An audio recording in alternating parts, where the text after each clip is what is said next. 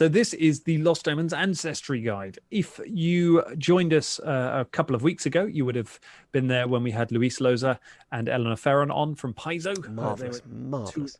Weren't they great? They That were was such a absolutely great terrific. interview. We Yeah. had so much fun with them.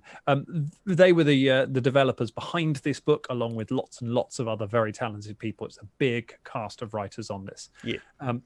And this is a big book of lots and lots of ancestries and heritages that you can play in Pathfinder. So would you say it's something of a guide?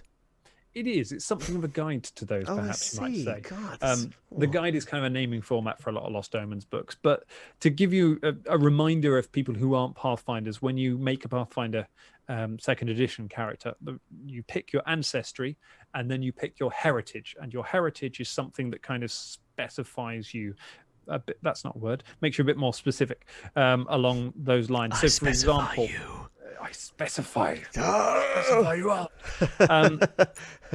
So to give you an example, say Shania Rain on the main podcast, on the Danger Club podcast, is an elf, and her heritage is Cavern Elf, which is a drow. That's how you get to that point, and that so that layers a bit on there. There's a new thing.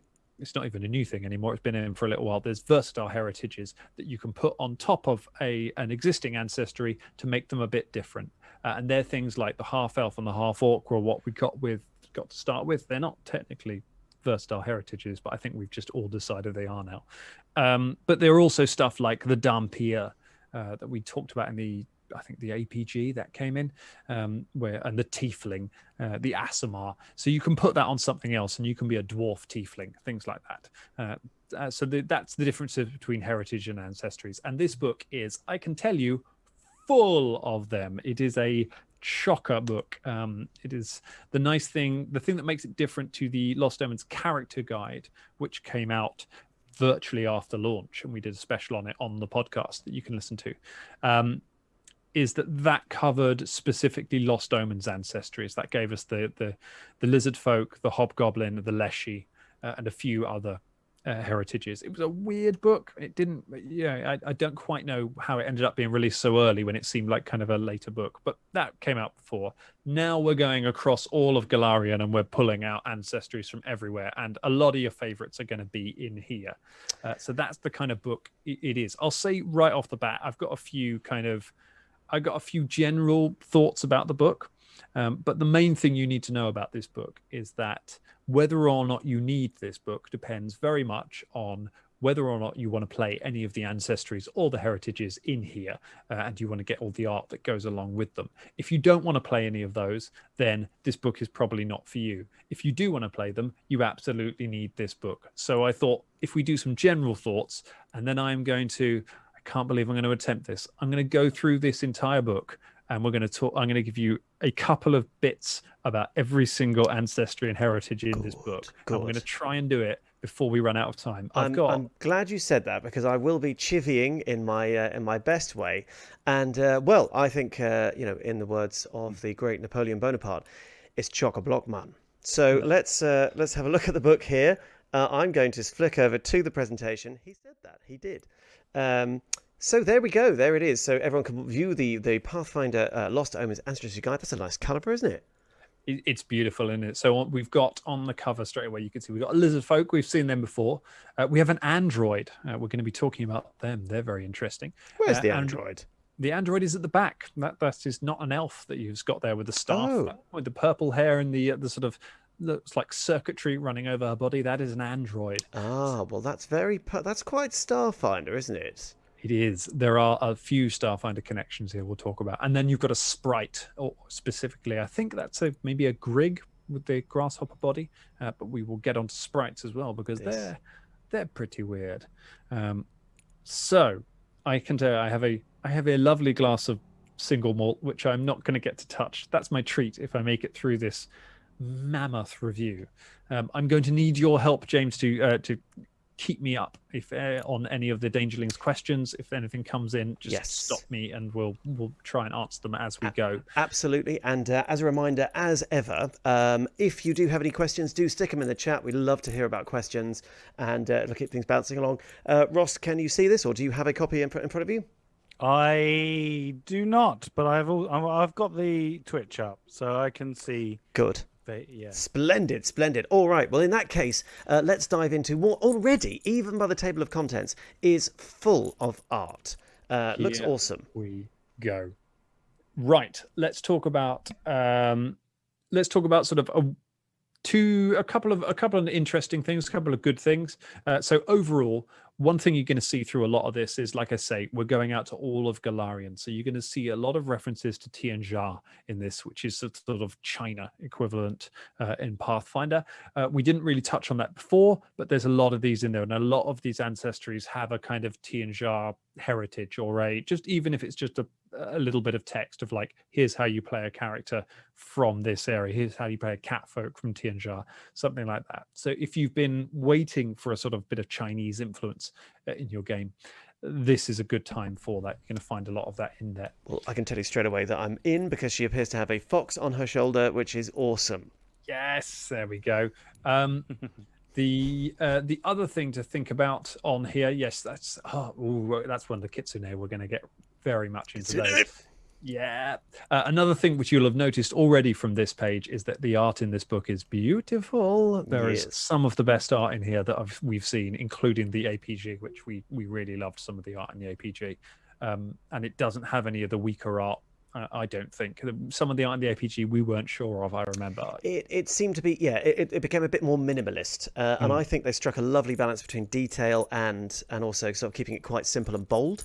And this is absolutely an example of that. Really beautiful, such beautiful artwork. Really nice. So when you're getting into this, if you're going to start using this book, one word of warning.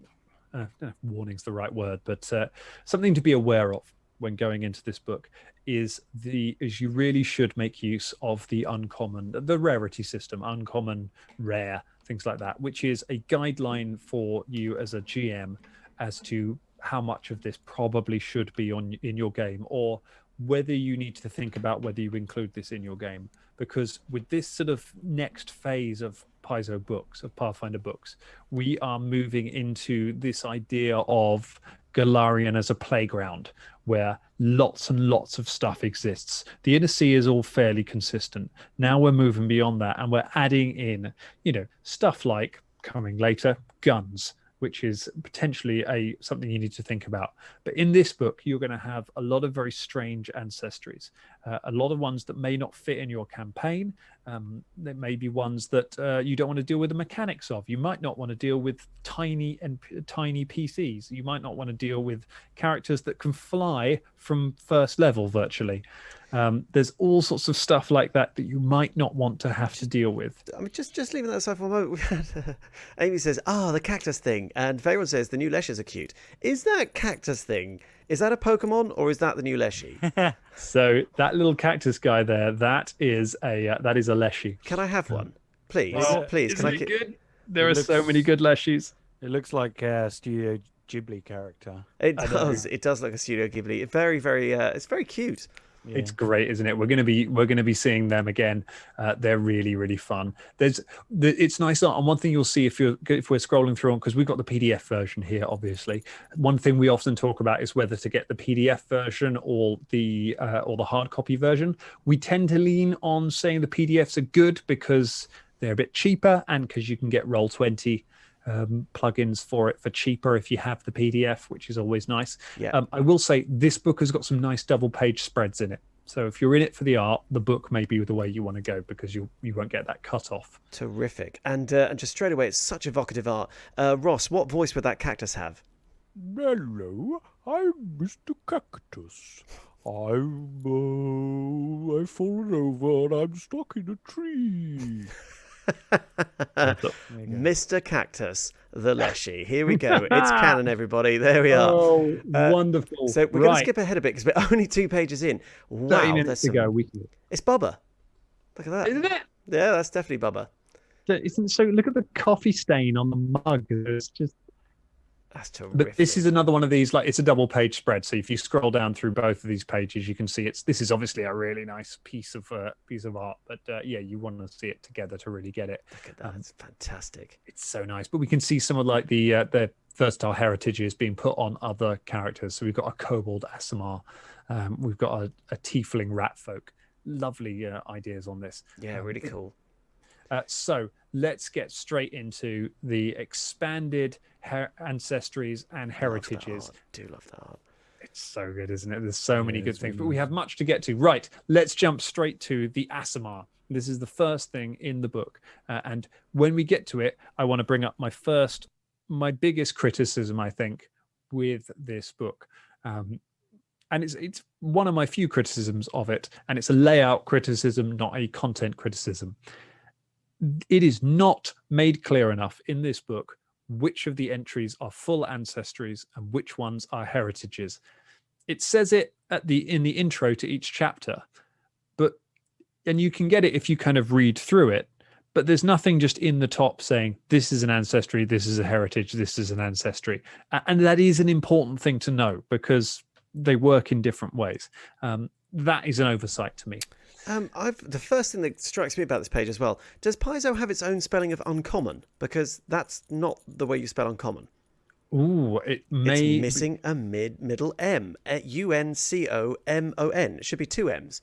I believe that may be an American spelling, James. I think that's Is it? what's going on there. Is it? Can you confirm, any American Dangerlings out there? Is that the way the Americans spell uncommon? Uncommon. That looks starting at spelling. Well, I can tell you what is spelled with two A's. It's Asamar. So Asamar are they have got god blood in them, and you get you have a bit of divine energy running through you. You can be an angel person. We saw them before. Well, I think they've been in the game already. We're getting a few new options for them here. Asamar are, like I sort of said when we were chatting to Luis and Eleanor, they're not an ancestry that's ever massively appealed to me. I never quite work out where they fit. There's some nice things in it. They tie them to particular gods, so you can be sort of an angel or particular types of angel. So you might be have some fire powers, things like that. The cool one are the what are they called? Plymouth Kin. So they've got like wings and winged heads and things like that. That sounds pretty fun. There is also a nice suggestion that you could play a Goblin Asamar. And they all have kind of certain traits, and you get to pick what those traits are. So you could play a goblin that sings, but it's always a chorus of angels that comes out of its voice when it sings its horrible goblin song. And I'm quite on board with that. You've played an Asamar haven't you, James? I did. Although I found them a slightly unfleshed out. I think that was something we mentioned before. Hopefully, there's a bit more to them. They're sort of like, oh, you're kind of a bit angelic, but also kind of normal. I think if you read Gods of Magic from cover to cover, which I did, and you like the idea of the mythology of angels, you might find some fun stuff in here. There's certainly more characters to them than there used to be, but that's Asamar. I'm still never massively excited about Asamar. What I am excited about, which I did not expect to be, is the Azarketi, who are the next ones.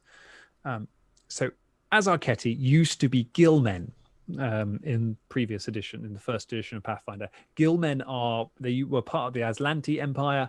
The Aslanti Empire sank below the sea. The gillmen survived thanks to the Ogoliths, they used to be the Aboleths, who gave them gills basically and let them live under the water. So they are people with gills. They're fish people, and they were rubbish in first edition. I thought it was just like, why would you play just a human who has to go in the sea every now and then, or they die? There's nothing, and I don't quite get it. They look a bit weird. It's basically they're the Aquaman of this stable. Yeah, but now, firstly, they're now called the Azarketi because it's linked to the Aslanti, and because having a gendered name for your entire ancestry is problematic. So they're now called the Azarketi, not the Gillmen, which is a good change. But also, you get some really nice art with them, and when you play one, you get to choose some. You get to choose kind of what kind of Azarketi you are. So this is I think this is a heritage. This one, you see already here, it's not massively clear. But so you could put this on something else and have some Azarketi heritage, Azarketi connections, blood in you. But some of that great art from early on is in here. And that's because you basically pick what kind of environment, what kind of ocean environment you were born into. So maybe you were born in the depths and you were born in the darkness. And so you get to be kind of like one of these weird bioluminescent creatures. And I'm like, okay, now I'm suddenly kind of interested in this. There's some stuff in here. Maybe you grew up in polluted waters and you've got some resistance to poisons, things like that. They are suddenly interesting to me. I don't know what's going on with the third one. He looks like he's wearing his pajamas, I'll be honest. Which he's got a cool act. He's got a cool pick thing. I do like that. Nice. Where are we looking at? What cool? This is the third one of the Azarketti. So page 15.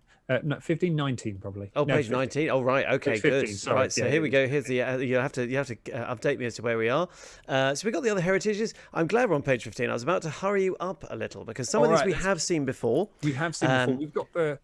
We've got the cat folk. We can probably roll through the cat folk. Oh, here are the Azarketti. Oh, yes, Lord. Yes, look at him. What's he wearing? What is that? That looks like a sci-fi outfit from the sort of mid-70s. It's that / sort of prospectors long johns. I feel like there's a butt flap on that. Oh, definitely, yeah. Or would it be a fish flap? Who knows? Cool hair, though. Let's be honest. Right, let's roll on. Catfolk. Catfolk are great. I love Catfolk. I played Catfolk in first edition, and they are getting even more interesting. They're doing what you expect from Catfolk. You don't always want to play just a kitty cat. You might want to play a tiger or a big Maine Coon I'm just going to list cats. What kind of cat is your cat, Russ? Oh, I don't have a clue. An old cat. An old cat. Old cat. So there's this awesome kind of Arctic cat art on the catfolk, the first bit of the catfolk on page 16. He looks great, proper grizzled, heavy thing. And that's what you're getting with the catfolk. Nice and simple. You're getting lots of information on different regions that you might be from. So if you want to be like a polar catfolk, you can do that. If you want to be a tiger, you can do that. If you want to have saber teeth, then you can do that. It also has some of the best feats, ancestry feats, that I've ever seen in this game that make me want to play it. Saber teeth we talked about. That's pretty cool. But there's a lot of bite stacks already. Catnap, level 1 feat. You get to have a little nap once per hour. You can have a 10-minute nap and you get hit points back. You heal hit points from doing it. That's amazing. Amazing. I love it very much. And the one that I like actually even more than that, Catfolk Dance. It's a single action thing, and you basically attempt an acrobatics check to basically be in the way of someone. So you can do it in combat. You roll it against your acrobatics against their reflex DC. If you succeed, you're basically just in the way and under their feet, and this person gets a penalty to their reflex and can end up being flat-footed. Wow. Nice. I tell you what, I do love this because this is something that anyone who owns a cat will be very familiar with. Their cat sort of getting in amongst their feet, rubbing themselves all over your ankles, just when you're trying to do something really, really difficult. So there we go. You can now do that. It's good, isn't it? It's really fun, and there's and some of the catfolk art in it is really nice as well. The last of the catfolk, I think the last catfolk on what's that 19? This one with the sort of big flail like thing in her hands. That is very similar to how I imagine Grandma Boots looks. For anyone who's up to that point, I think that's a very wise looking cat there. I like that. There's also a feat called 10 lives, where basically if you die, you can make a roll to see if actually you don't. Right, so they're even challenging the conception of 9 lives. You might have 10. Who knows? 10 lives. Yeah. So that's nice. Changelings are another heritage that has never massively appealed to me. You're the child of a hag. You were left behind by a hag and something, or you were a child of a hag and something else. You get a bit more variation with these as to what sort of hag that you would like to be. Are you maybe a blood hag? Or was your mother a blood hag or a storm hag or a winter hag? Very good if you want to do some Reign of Winter tie-ins there for second edition. You can do all that sort of stuff there now. Worth remembering that these are a versatile heritage. You can put them on anything. Why not be a Leshy Changeling? You can do that. You could tell the story of how you're a hag one day got romantically involved with a bush and you are the result. It's a classic tale, a tale for the ages. That's some cool artwork though, and I like the way they're sort of turning the idea of you're descended from hags, and none of them look like they're descended from hags. They all look splendid. Yes. Some lovely waistcoats So going on, very some really, really terrific little outfits and characterful faces and stuff. Really cool. Not so much gross out stuff in there. Could be fun with the witch. I think there's some good combos there. The other nice thing that a lot of this artwork does is it is showing you how the versatile heritages can be applied to other ancestries, because we've seen so many just half human, half something else, and that's been the default for ages. So it's really nice to sort of see this being mixed up and being like, no, anything can be one of these things. Right, Cool. let's roll on to Yes. Let's roll on to the Dampier. Dampiers, yes. My Dampier. gothic heart beats just the once in excitement for this. And I love that. Obviously the artwork is great. We have an elf Dampier here. So Dampiers are part vampire. You can make blade, you can make any of that sort of stuff. And they're pretty fun. Lots of new kinds of vampires that you can be connected to. You can be kind of a Nosferatu kind of dude. One that I really like is you can be connected. You can be created or related somehow to a Rushi, which is a sort of Chinese hopping vampire. They are from they're now from Tianjia, obviously, in this. But I'm familiar with the legends of the Chinese hopping vampires from my time in Vancouver when visiting some of the Chinese houses there, where the paths were built on like a zigzag, and the idea of it is that if you're ever being chased by a hopping vampire, because they only hop, if you keep changing direction, you have lots of corners in your house. It'll get stuck in a corner and just sort of bounce up and down. Nice. In the corner. I love that. That's what I look for when I'm looking for a house. That's definitely top of the list. Lots of corners to trap hopping vampires. We have got a question actually, just from the group. Gwart says that changelings are typically female. So do Leshy changelings have to be female? I think I'm not sure that I'm not sure they do. I don't think there is a gender requirement for changelings. They've taken that out because it's usually kind of like with changelings, the idea is that kind of one person gets left behind. But I don't think the children are. Okay. Yeah, I don't think there is a gender requirement. Okay, brilliant. And Ross, just look at this ancestry guide here. You see the ancestry feats there. Can you pronounce the first level ancestry feat there on that page? Hold on, let me. Adebayo. There we go. So it's canon now. That is how you say that first level ancestry feat. He was a footballer, wasn't he? Yes. Right, let's do the Dusk Walker. Okay, we're going to move on to Dusk Walker. We've got some cool looking Dampiers there. The Dusk Walker. That is. I love Dusk Walkers so much. Are you sure you should be feeding that bird pie? That's my first question here. I mean, what is going on there exactly? There's so much wrong with that, and I love it. It's so creepy.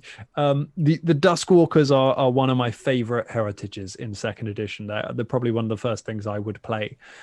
So a Dusk Walker is somebody who was killed or died before their time, but they've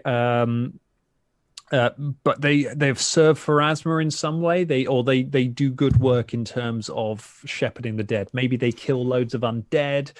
Maybe they help people accept death. In some way, they're a servant of Pharasma, and their work isn't done. And so for that reason, they're sent back to carry on what they were doing. So you can do a lot of fun stuff with them. They appeared before. We've had them already in here. Now we have a few other little bits. One of the big things you get with these Dusk Walkers is you get some special feats based on how you died. So at level 1, you can kind of choose what kind of death did you have. Did you have a death by accident? Were you murdered by somebody? Did you willingly accept death in order to help somebody else? And you're going to get feats that do things for you based on that. So you can do things like you get a re-roll if you fail a save or a recovery check that would have killed you because you're not meant to die.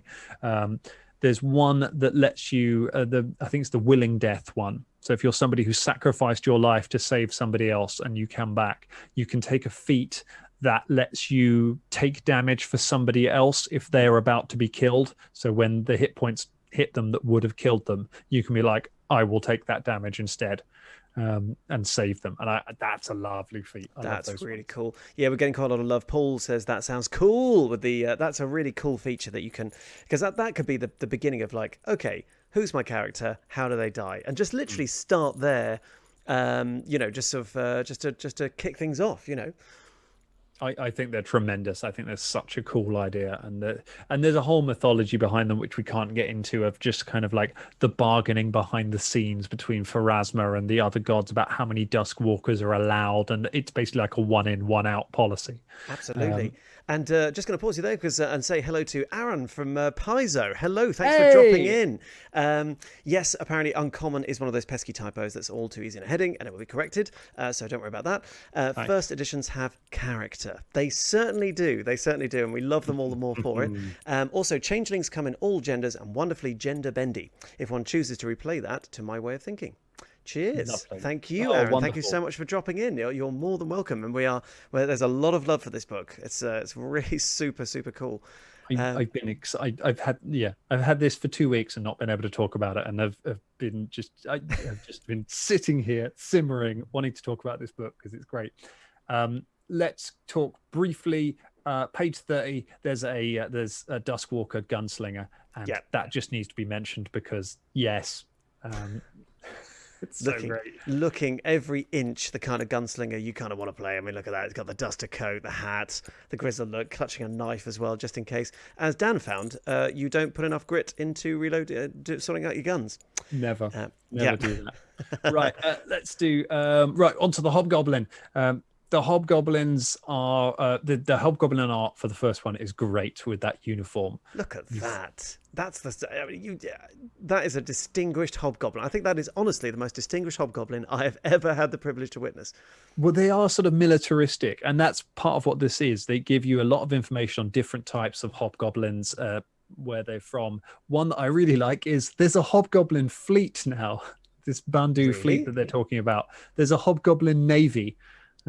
With some hobgoblins that took a load of ships and have just sailed off with them. But because they're very militaristic, I kind of imagine it's like kind of Battlestar Galactica kind of thing. You've got all of these just military hobgoblins, like this fleet for hire, which I think is great. So it is a mercenary fleet then? Oh, yeah. I don't know if I can't remember if they're loyal to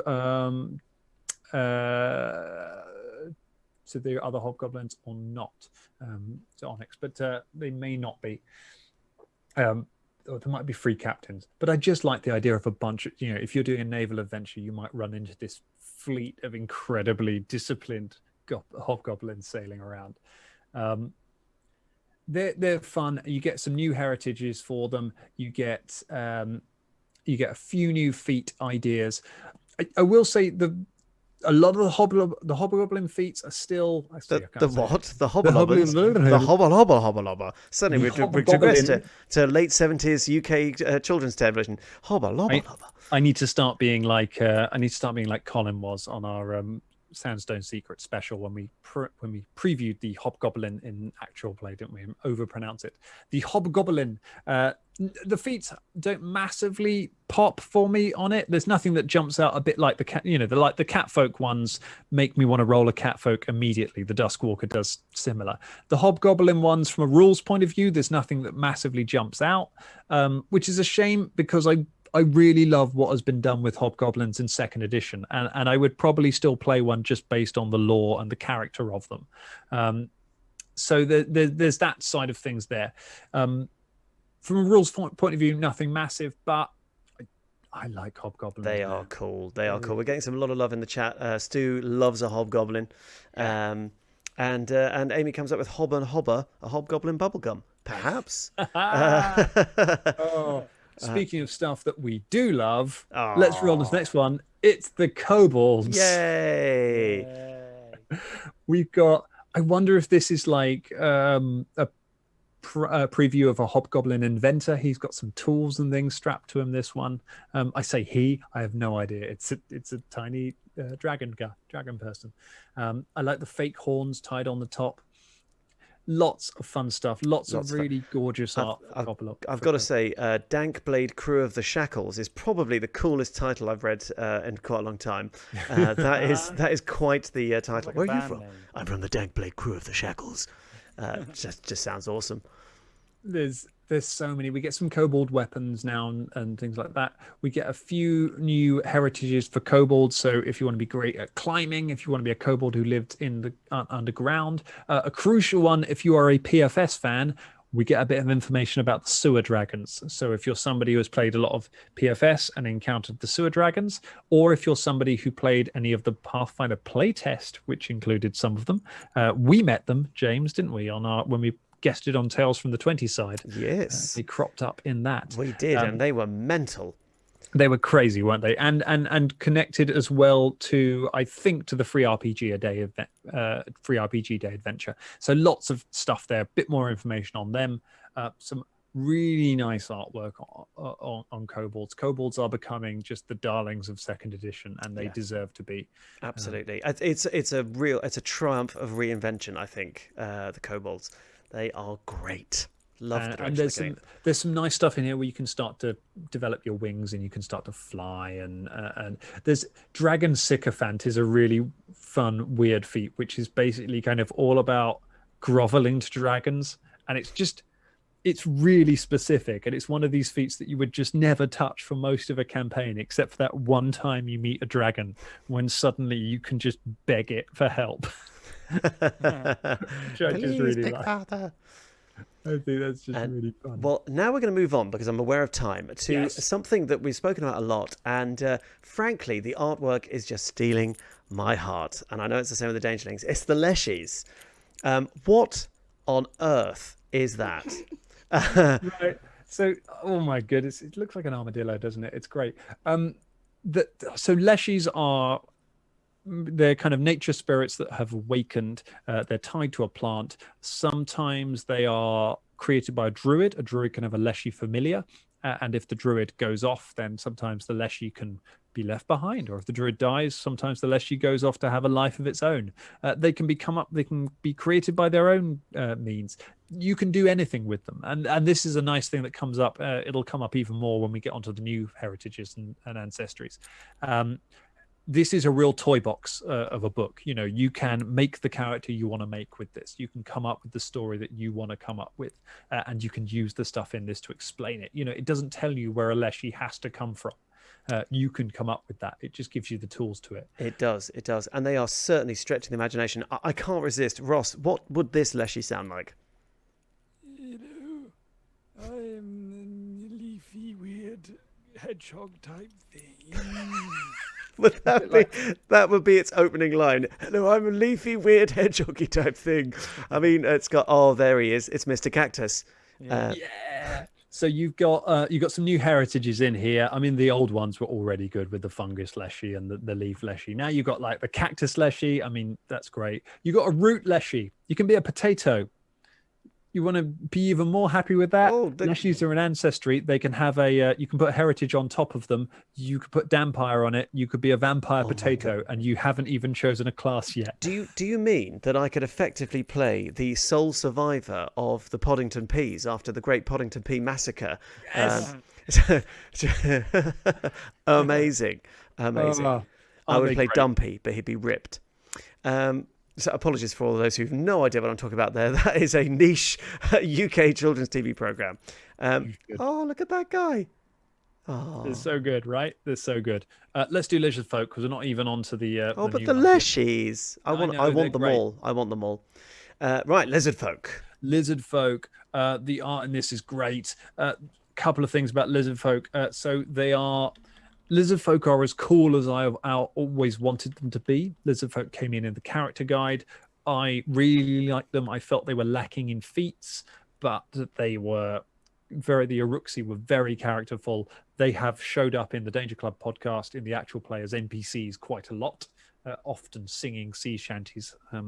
They are They are great. I really like them. I felt they just needed a little bit more stuff to build them out. They get it here, so we get lots more info on different Uruxi cultures, deserts, things like that. Some cool heritages. The Cloud Leaper lizard folk is really good. It can glide. It can jump off things, and like it can be one of those lizards that like spreads big flaps of skin and flies. Some nice feat choices as well, so you can get sort of tribal magic. You can consult the stars. This is a really nice feat. There are a couple of feats in it where you basically meditate on the stars and you gain a skill proficiency, so you learn things from looking at the stars. Other things, you can pick stuff up with your tongue. You can ride dinosaurs, all this stuff. Very happy about this. Love lizard folk. Love to see them getting some love. Yeah, absolutely. And if you do play a lizard folk, then your character can save those hard-earned silver pieces by not buying any clothes, it seems. Not many clothes going on at all there, but why would you need one? You're a lizard folk. Oh, yeah. Orcs. Orcs, lots of different info on the different orc holds. Orcs have holds all over the world. We're going to find out a bit more about them in some of these. I've seen some people on our Discord sort of saying they would have preferred a more Wayne Reynolds style of art to the orcs in here. They're different. I know we weren't huge fans of the art style of the orcs in the APG. I think these are a lot better. These are a lot closer to what I think of as an orc.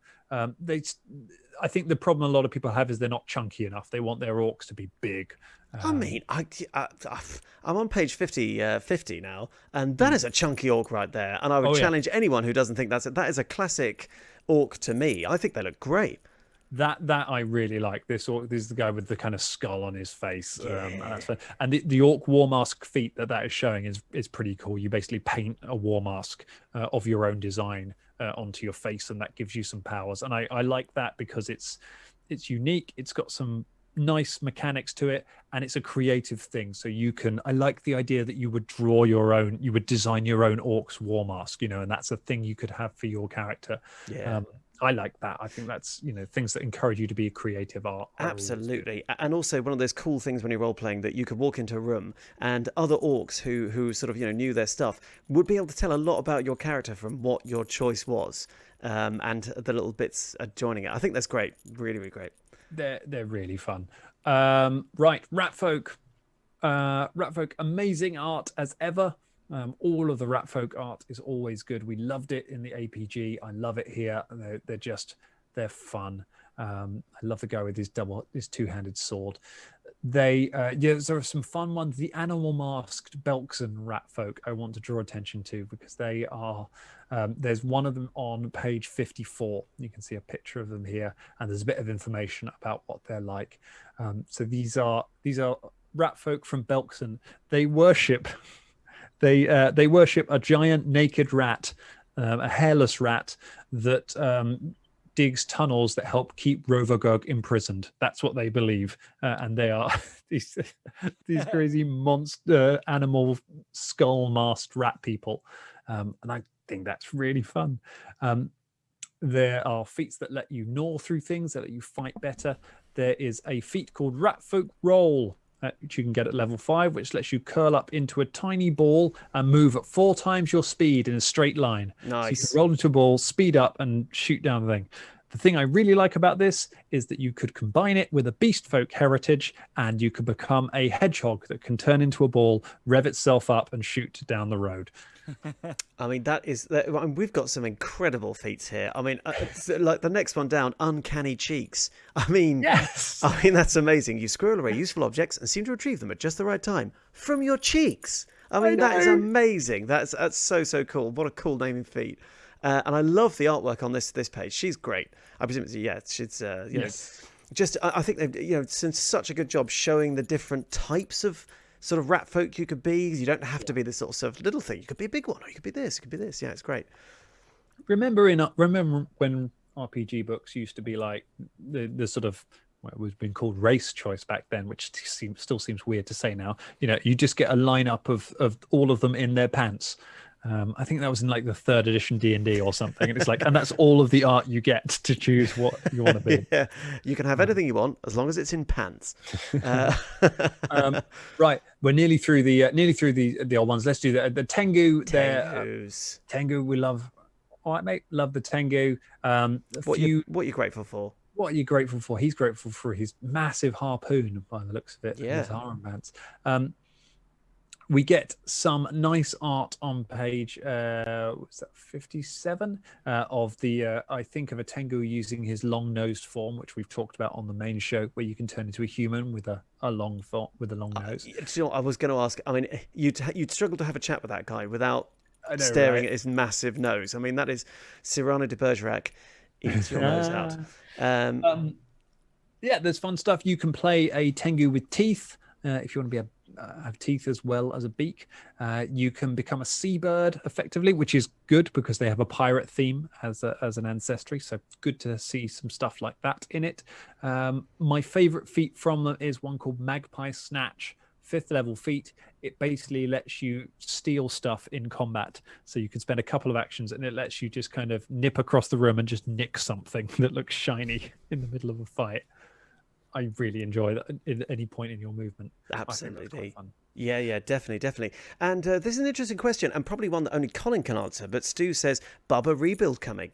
Well, this is the sort of thing that, you know, you can look at these and maybe, obviously, how would you feel as a DM if a character, you know, having seen all this really cool stuff in the book, being like, can I maybe roll back and pick some other stuff?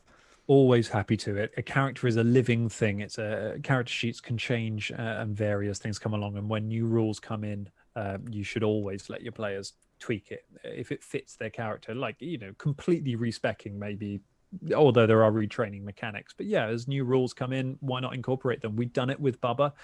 It would have been mentioned. It will be mentioned on next week's show actually, because this week's show, when we came out, something happened at the end of it. Next week's show, we're talking about some changes to the characters. There is a respec coming for Bubba with some actual Tengu rules in it. You will be able to hear about it on Monday on the Danger Club. Sweet. The Tiefling. So let's go. There It's we the go. last one of the current ones. There is Cheney. some fantastic art in here. Shows off some of the different kinds of fiends that you might be related to. Specifically on the second page of the Tiefling thing, the little Rakshasa girl is terrifying. I don't think Ross with his lollipop is not as frightening as this little girl with her lollipop. So you basically it gives you more control over what kind of fiend you are related to, and you can kind of build yourself around that, which I really like. And there's a Quiploth option. Am I saying that right? Quilpoth? Horrible, massive snakes and Quiploth. Perhaps if Aaron is still there, could you maybe spell it out in the text? Quiploth.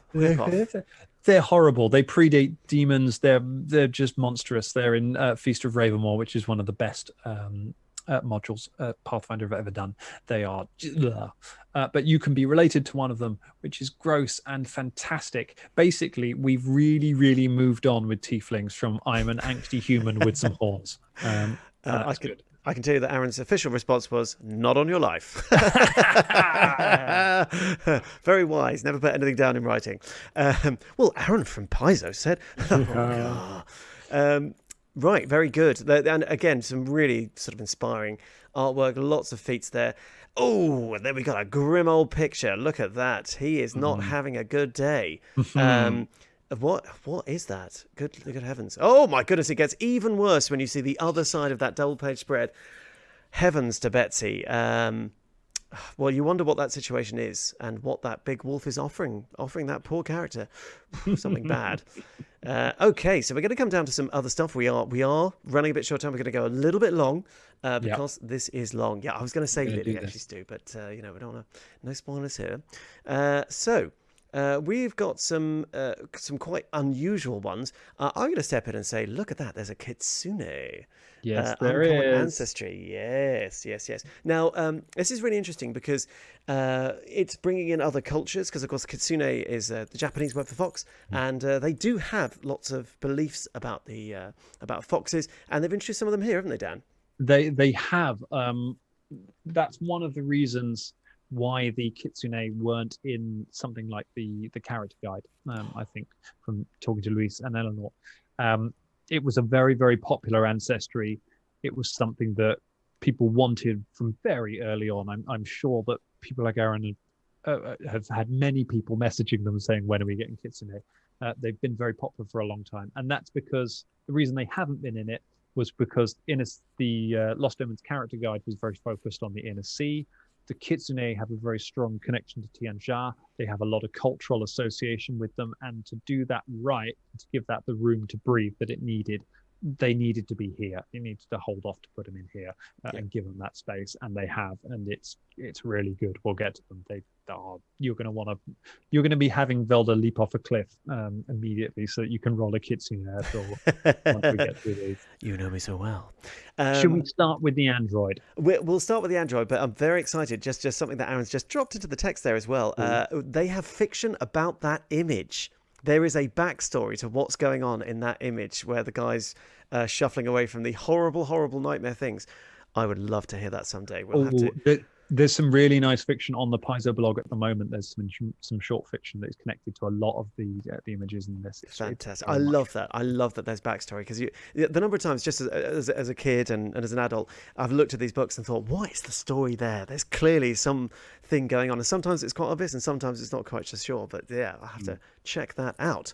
Yeah. So, androids. We know this from before. The Dangerlings love an android. Everyone loves an android. Tell us about androids. We love androids we love them in Starfinder. Some people don't know. I think a lot of our listeners know now that they were in Pathfinder First Edition. They came in quite near the end when they got moved over. So basically, Numeria is a very weird part of Golarion. And Numeria is the sort of barbarian sci-fi crazy fantasy world. A giant spaceship crashed into Numeria a long time ago and spread weird technology all over the place. It also had in it a number of androids asleep in there who were supposed to be working on things. They woke up, and now they exist in a fantasy world, and they're trying to work out how to deal with it. And because of stuff that happened in Pathfinder Society, they've got a god now as well, who is an awakened AI. So there's all sorts of crazy stuff going on with them. You can now play one in your game. Yes. They are a rare ancestry. This is what I was talking about at the beginning, where I say when you are picking up this book, especially if you're a GM, be aware of the uncommon and the rare rules in it, and be aware that they are there to help you build the game that you and your players want to make. You know, if you're not comfortable with having androids exist in your fantasy world, that's fine. That doesn't mean it's not proper Pathfinder. The whole point of Pathfinder is to take the bits you like and make the game out of that.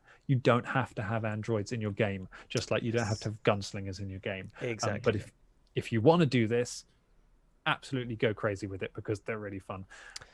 So we're going to have to, obviously we are going a little bit long, but let's not go too long. As Chris rightly pointed out, my God, are you only just getting into this? Yes, we are halfway through the book.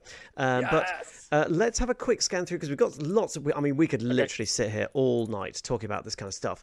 But what are the things that particularly about? Here are the androids. We've got some really, art that really would be looking, wouldn't look out of place in Starfinder. The art is different. I don't hate it. I don't even dislike it. I do like it, but it is different. It is different. Your heritage options for the android, they're based around what your body did in life. So maybe if you were like if you did manual labor, you have some stats to do with that.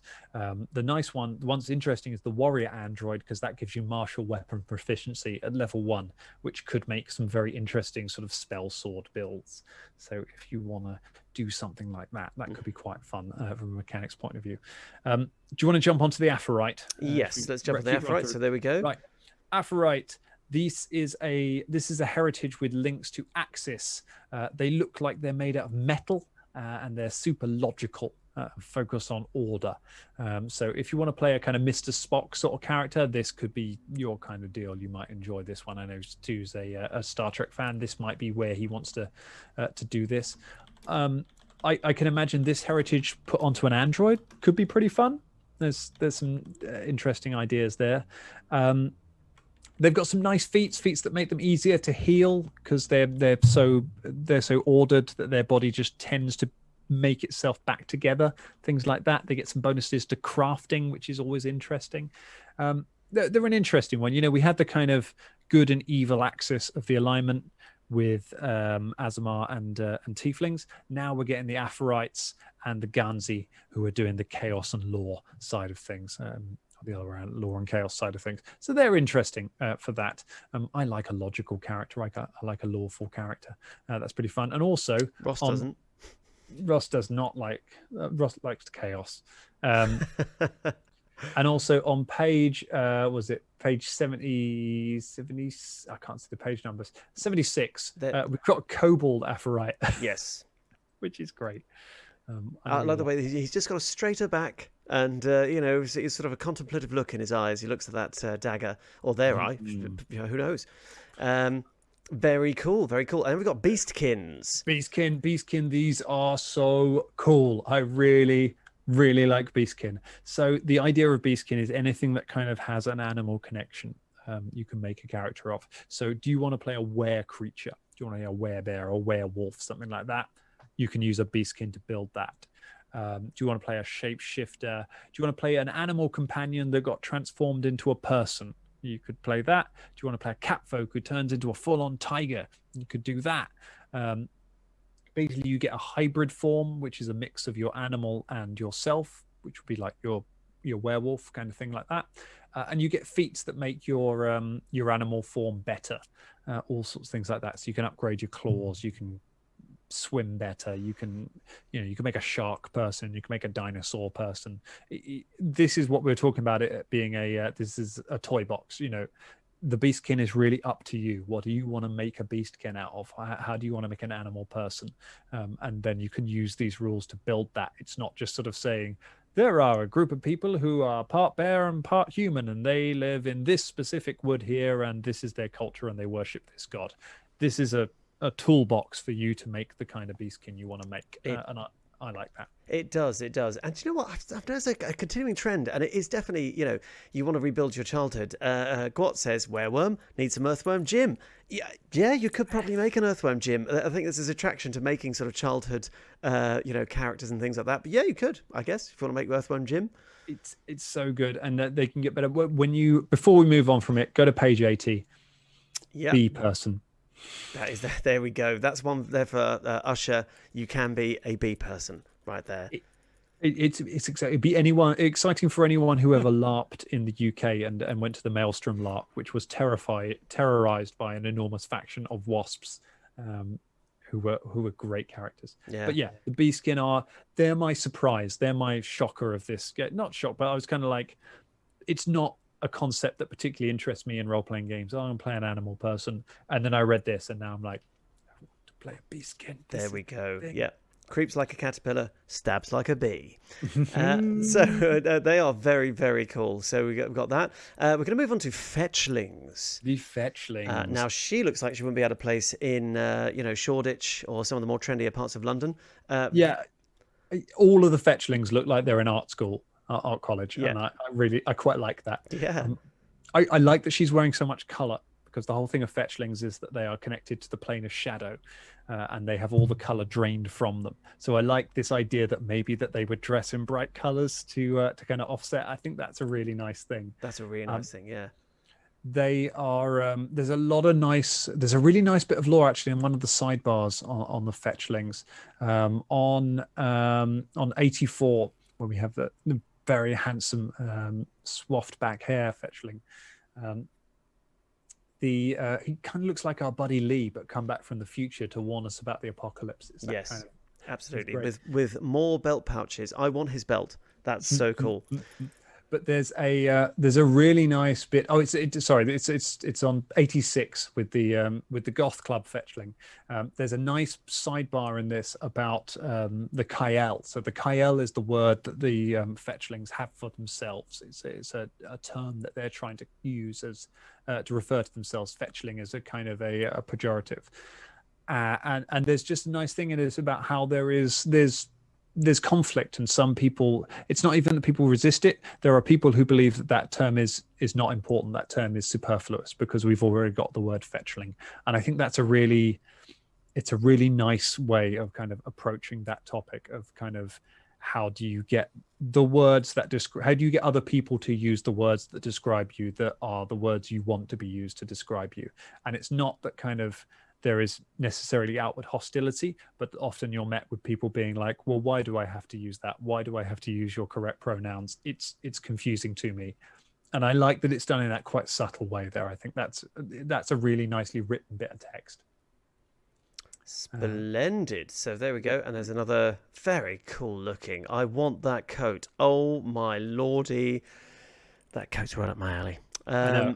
I want to go shopping with and/or date all of the Fetchlings. I think yes, they're just wonderful. I think that's a given. They are, and they'd be so out my league. So their feats are fun as well. We haven't got time to talk about too many of them, but they can control shadows. They can send their own shadow off on little quests. They can snuff out candles with the shadow. All that fun stuff. Nice. That you want to do. Absolutely. Now moving on to something that's not out of my league. We've got the Flesh Warp. Wow, that's special. Yes, this is interesting. This is another one of the toy box classes where it's like, make what you want to make with this. So flesh warps it's an umbrella ancestry for people who were turned into something else, or people who were made by some kind of process. There are some really cool ideas in here. So, if you want to be a mutant creature, if you want to be someone who was changed by technology, you want to be fantasy Robocop, you can probably do that with a flesh warp. If you want to make your cyborg, I know we were talking about cyborgs a little while ago, that could be a flesh warp potentially. You want to be a heroic monster, perhaps, something that was built in an alchemist lab and is set out to try and right the wrongs of its creator. You can do all of this sort of stuff. It will ask, I think, some maturity from GMs and players, because as with anything, when you're dealing with anything to do with I don't want to say body horror, but any kind of changes like this, characters like this could invite either stories about body positivity or potentially issues with ableism. So be aware of that at your table, and make the decision on how you want to use them in that, and use them in a good way, because there are a lot of really interesting ways to use these creatures. Absolutely. A lot of really interesting stories to tell with them. Yeah, absolutely. And I like the idea straight away, and I think that's what they're alluding to in the sort of the artwork and the feats, of turning the convention on its head. Having what you'd expect to go and slay in a cave actually be a really bang up person who's out there to change the world and is very positive about themselves and welcoming acceptance. And I think there's some amazing stories to be told there. I think you could have some real fun with them. I'm slightly disappointed there isn't an undead option for them, and that feels like that would have fitted in there. A heritage that flips and means you get healed by negative energy and damaged by positive energy kind of vibe, and like a feat tree that lets you be like, I want to be a white made good or something like that. That feels like that could be something that fits into that thing. The nice thing is that's very easy to bolt on in a future book if they decide they want to make those options for them. So that could be really fun. The other thing that's worth saying in this, you could absolutely make Jam Jam as a player character using the flesh warp. Do you know what? As if in answer to your prayer, Chris already his uncanny ability to predate what you're going to say. So we need Jam Jam from the future to travel back in time as a flesh warp. You do. And also, Farouzan Francais says just stick a Dampier heritage on them. That would be cool. That works. Already so many ideas bubbling to the surface. That's the power of this book, I think. Just reading through it makes you think, oh yeah, but you could have this, and so much fun. Very, very so cool. Much fun. We're getting close to the end. Right, the Gansey, it's a heritage. It's the opposite of the Aphorite. So this is a creature of chaos. It's connected to chaotic outsiders, chaotic creatures like that. again, it makes sense. Why not put something else on the axis of alignments? Have an alignment-based character. You've got this cool art of the lady with the tail. I know, and I love the way her looks just like, yeah, what? Because Well, you would if you're purely chaotic. that's amazing. Oh, and then a very cool looking masked elf there, sort of elven character. They're fun, aren't they? There's some nice stuff in it, and I'm a huge fan of the Proteans that haven't really cropped up too much that I'm aware of in second edition. We used them a lot in our first edition campaign before we started doing the podcast, and I was a big fan of the Proteans, these creatures of chaos that just try and turn the world to, not good or evil, but just chaotic. And I like that you can play, in a world where lots of people want to be chaotic neutral or chaotic good, where everyone wants to be Han Solo. All right, there you go. Have a heritage that literally says you can do that. And there's a nice bit of text in it about they are born wherever you least expect them, which I quite like. Yes, I quite like the implication of that. So they're quite fun. Right, let's do the Genie Kin. We will. And just going to mention another comment from Aaron, a peek behind the curtain, as it were, that the flesh warps are so changed that they are ancestries rather than heritages. And apparently the devs say they could easily be small rather than medium. So again, adding to that sort of what you can do with them. And we've got the Genie Kin. Check it out. It seems to be, the size seems to be much less of a factor in second edition as to how much of a balance effect it has. So you can really start messing around with sizes of creatures. We'll talk about that when we get to the sprite, but that's quite fun because that lets you do some weird stuff. The Genie Kin, let's talk about straight away. Can we talk about the sylph with a gun that shoots lightning? That's no sylph. That's an elf. That's an orc, I think, isn't it? It's the Genie. So the Genie Kin are this is a heritage that you can put onto something. Oh, else. I see what you mean. Yes. So of course, part something and part something else. Yes. And you are connected to the elements. So what we have here is an orc who has got some connection to the elemental plane of air. Perhaps I would imagine with the lightning. I just think that's great. I think that's really fun. It is great. And from a personal perspective, having I've played a sylph for a long time, obviously we know that they're descended from air elementals. If you want a character who embodies the freedom, caprice, and speed of elemental air, you should play a sylph. And Velda is none of those things. Maybe a little bit free now. He's met the Danger Club, but wow, I have clearly missed the mark. But very, very cool. There we go. So He's a bit windy. Genie Kin. He's a bit windy. Yeah, he's a bit bilious. We'll rattle through them because you get four. You get so 4 different types, or 5. Sorry, 5 different types of Genie Kin. So you get some general feats that you could use on any of your Genie Kin. And like I say, this is a heritage, so you can put this on something else. So you've got the Ifrit. They are connected to fire. You could have burning eyes. You can have lava instead of blood. You can do all this sort of stuff. There are a load of kind of bonus versions of the elemental kin, of the Genie Kin, right at the end of second edition, which sort of disappeared and got missed. They've all come back now. So if you liked any of them, you're going to see that here. I like the idea of lava for blood. That sounds like really good. That sounds really fun. And I do like some of the artwork for the Ifrit. The Oriad. The Oriad, one of my favorite NPCs of all time, was an Oriad shopkeeper, who we did off air, not in the podcast. We've yet to have an Oriad in the podcast. I think that may change because I like them. I like that this guy's kind of made of copper. I think that's quite fun. It's quite interesting though that he's made of copper and he's hammering metal and melting it. So is that his rival? Do you think that he's now fashioning into tools as punishment for trying to oust him in the blacksmithing business? Who knows? There's another story. Goodness. Oh my goodness, that's really. Sorry about that. It's just the way my mind works. I apologise, everybody, but I'm just like, yes, he's hammering one of his own. So good. So you can be, like with the Oriad, a bit like with the Ifrit, you choose what your kind of soul is more connected to. Are you more have more affinity with dust, with gems, with mud, things like that? That sort of thing will help you out. that is a strange character looking on 107. Right. With sort of cat feet and with butterflies. Wow. There's some fun stuff going on Again, there, so right? much fun stuff. So much fun stuff. I did also think Lava for Blood. God, you'd have to be careful shaving, wouldn't you? Good heavens. So my mind's just... the chat's talking about Lava for Blood as well. It's capturing the imagination. The Undyne has an ability we'll talk about on that, which I really like. So we're moving to the Suli. Suli, isn't this great art? Isn't that amazing? Wow, Isn't that that's such a good picture. Just hats off to it. The Suli are Captain Planet. By your powers combined, I am the Suli. They're a mix of all of the different elements. Have they come to take pollution down to 0? Yeah.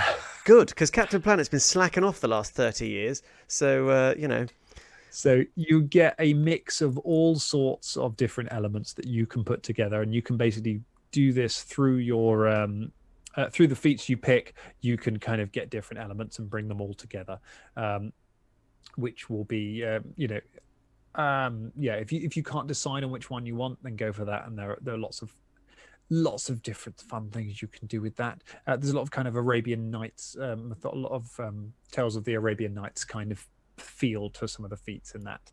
So that will fit quite nicely in here. The Sylph. Yep. Got a little guy floating on a thing. You've got... It looks a bit like a cocktail mascot, that guy. He looks like he's about to, so you should order the Windy Special. There's the guy with the lightning sword on the one after, who's like Velda from the future done better. Oh, Velda would.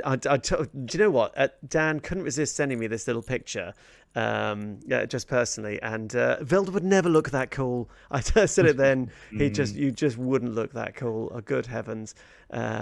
But yeah, very, very cool. The ideas of what you can do. Amazing, isn't it? You get to pick kind of what kind of Sylph you are. Are you a smoke soul? So are you connected to smoke? Do you get sort of concealment powers? Are you someone who's really swift like the wind? Do you embody the storm? Are you a fume soul? Are you connected to toxic miasma? I mean, I've certainly met a few people connected to toxic miasma in my life. I'm already thinking of like a chain smoking fume soul sylph as an NPC. I think that's just there's some nice stuff in it. I mean, you've got nothing to lose, have you? You're just made of tar. Yeah, you might as well. No windy escape, but but you do get some nice flight stuff there, so be happy about that. Terrific. The Undyne, let's roll through the Undyne. There's two things I really like about them. I can tell you that Brine Soul is absolutely brutal as a level 1 feat. Brine Soul means it's a reaction you get if someone hits you, does damage to you, and they've already taken damage. Your saltwater blood sprays into their wounds and hurts them. It does persistent damage. Salty. I know, it's great, isn't it? I really like that, and really powerful at low levels. I really like on page 119, I like the kind of the Pacific Island influence of the art here. I think if you're going to make a figure who is connected to the sea, why not have a kind of I apologize, I don't know whether it's Polynesian or Hawaiian. I think Hawaiian style of art to the character. I think that's a lovely choice from an art point of view. Yes. Right, let's talk about your favorite. Yeah. The Kitsune are here. Badass. Check that out.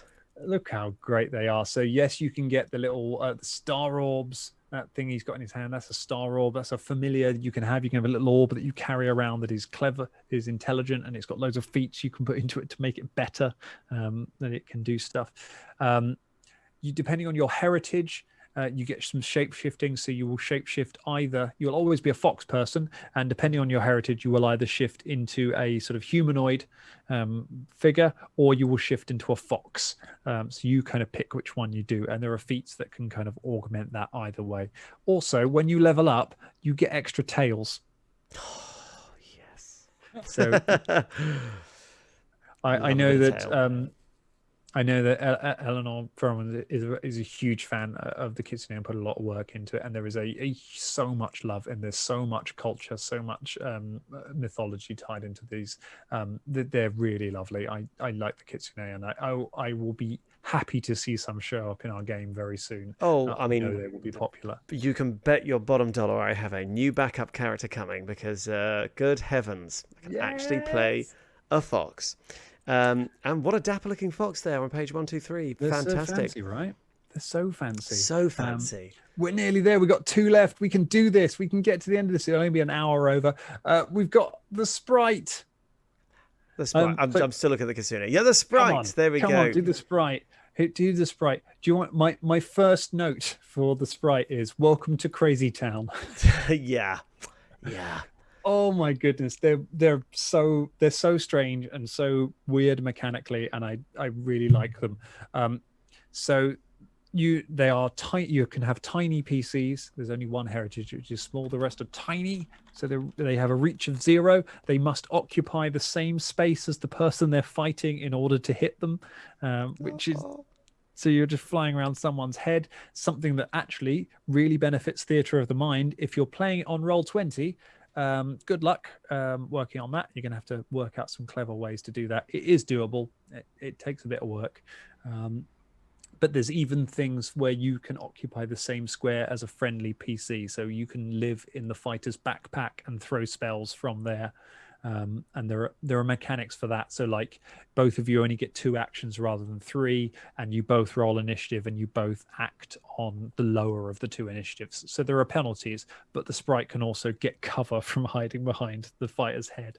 That's a lovely mechanic. That for bold players looking for something different, that could be a really, really interesting way to and also get another character player in your campaign. If you have sort of quite a few, you can be a Sprite. It works really nicely, isn't it? If you go to page 129, there are 2 things on it which need to be pointed out. One of them is this amazing butterfly person with a little butter knife, which is just fantastic. The other is the first level ancestry feat, Corgi Mount. Stu did already see that. My Corgi Mount. Riding corgis. You can ride a corgi, and that is tremendously exciting to me. Right, let's do. I have a feeling my dinner is nearly ready. It's that kind of busy one. I want to play a Sprite. I'll stop on page 131. My God, that art's good. Yeah, that's a great look at that. So we've got All right. Strix. Last one, Strix, the one that we got revealed to us by Luis on the show a couple of weeks ago, that this was going to be in here. The Strix, you can be Hawk Girl, which is someone who loved Justice League. I'm very, very pleased about. Strix are super rare in the Inner Sea. They only really come from around Cheliax. They're more from Arcadia. They don't tend to travel like the Tengu do. So they are rare. And of course, they have wings, which means they can't fly exactly from level 1. They can kind of hover, but they have some very nice. They can fly at level 5, so you can fly from quite early. There are rules in the game in this book that tell you what to do if your players want to be able to fly from level 1, but there is a big caveat of this might break the game, so just be aware of it. But flying from level 5 is still pretty cool. Brilliant artwork. There's some great artwork on them, aren't there? Some of the stuff that I like in here are some of the heritages. There's some really nice things in here. Songbird, the Songbird Strix is quite fun. They are so they're like a line of storytellers, and that makes me feel that would go very well with some of the Mwangi archetypes, some of the stuff that's coming up with Strength of Thousands, and things like that. I think there could be some very nice tie-ins with Strix and the Mwangi Expanse coming up. And the Mwangi Expanse book is the next one, so perhaps there is something going on there. I would like that. I like storyteller characters. I think there could be something really good going on with that. And that brings us to the end. That is every ancestry and every heritage in the Lost Omens Ancestry Guide. We did it. We did do it. And as you can see, there's just a bit of ancestral gear, so the rest of the book, and then right there. So without further ado, I'm going to take you back to us. Good back. heavens, what a journey that was! But my goodness, I don't know about you, but I'm really excited about this book. Ross, you've been very quiet throughout the whole thing. Well, we had to go through it. I didn't want to like. No, not at all. That was no criticism. Having had that rundown, is there anything that leaps out at you just very quickly before we wrap things up? The bee person, I think, would be cool. I'd like to play an android. I'd also like to play a Leshy as well. The different types of Leshy also. There was another one, but I can't remember because I've listened to so many different ancestries. There was.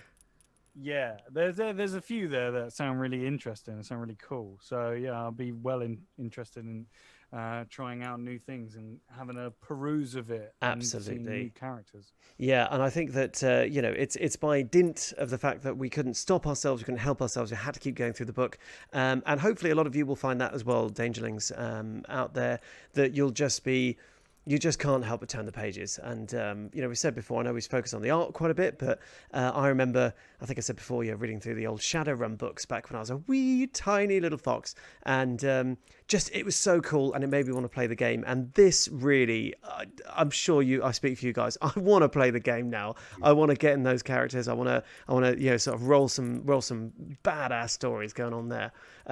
Is that right? Do you feel the same?